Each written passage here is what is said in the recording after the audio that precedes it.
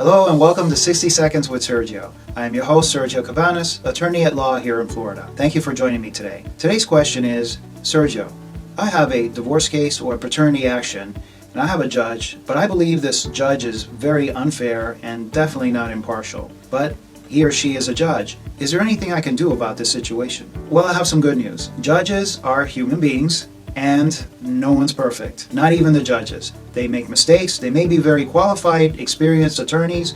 They may have many years on the bench acting as judges, but the fact remains that they're human too, and like the rest of us, they make mistakes, sometimes a lot of mistakes. And there are certain legal grounds for removing a judge from a case. Those grounds could include, for example, the judge may potentially be a material witness in your case, or the judge may have a certain relationship with the people on the other side of the case. So obviously, no one can remove a judge simply because you don't like him or her for whatever reason. There are certain standards that have to be met.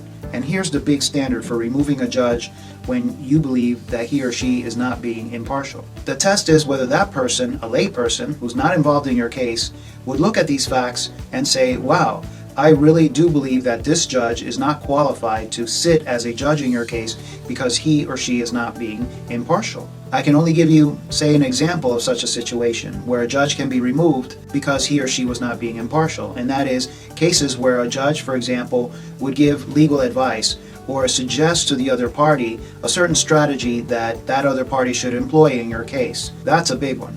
So as I studied the case law relating to these situations where the appellate courts review whether a judge was being impartial or not, I've come to realize that they don't reward people for confronting the judge and basically getting the judge angry with them and then later on claiming that that judge was not being impartial. So they don't want to reward somebody for confronting a judge and then forcing the disqualification of that judge. That would undermine the judicial system if we were to allow that. If you simply just don't like how a judge is ruling in your case, that's not enough to disqualify the judge. All because the judge disagrees with your position doesn't necessarily mean that that judge is acting outside the bounds of his or her discretion in your case. In fact, that's how the judicial system is set up. So that in itself is not grounds for removing a judge, but it may be enough for you to take the case on appeal and reverse that judge's opinion. So the strategy here may not necessarily be in trying to remove or disqualify the judge.